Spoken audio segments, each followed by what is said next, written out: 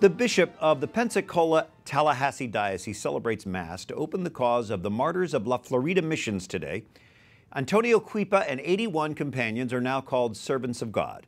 Cuipa was a leading Appalachian Indian chief of present-day Tallahassee, Florida, who was martyred in 1704. Lynn Mangan is Vice-Postulator for the cause of the Martyrs of La Florida missions, joining us by Skype from Tallahassee, Florida. Lynn, how did you discover the 82 martyrs in Florida?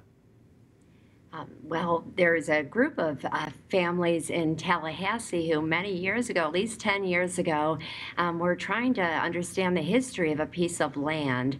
And we are, for the most part, we're just lay, moms and dads and not historians.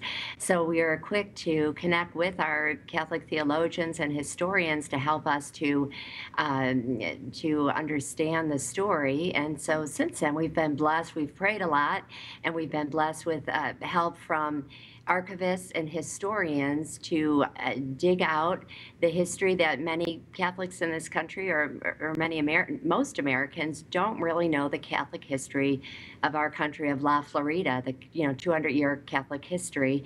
And so through this project of looking and finding this land and trying to understand, we began researching, and now we do know all the individual martyrs of La Florida. Well, certainly we are finding out more about them today. Can you tell us more about Antonio Cuipa, the lead martyr? Yes, Antonio was an Appalachian Indian, and he was from Mission San Luis, which is modern-day Tallahassee. He was what we call a Renaissance man, really, because he was brilliant himself. He was a great student who mastered his Latin and catechism from the Franciscans, and he became a teacher.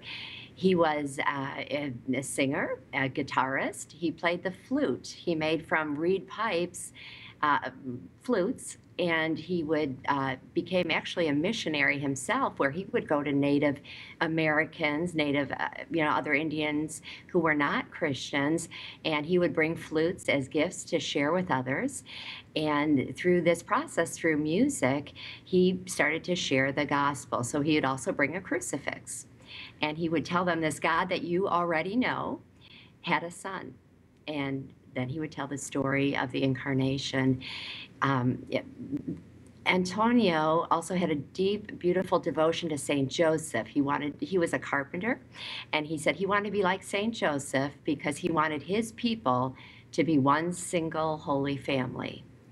Beautiful story, and we'll hear more about it. Lynn Mangan, thanks for joining us from Tallahassee tonight. Thank you.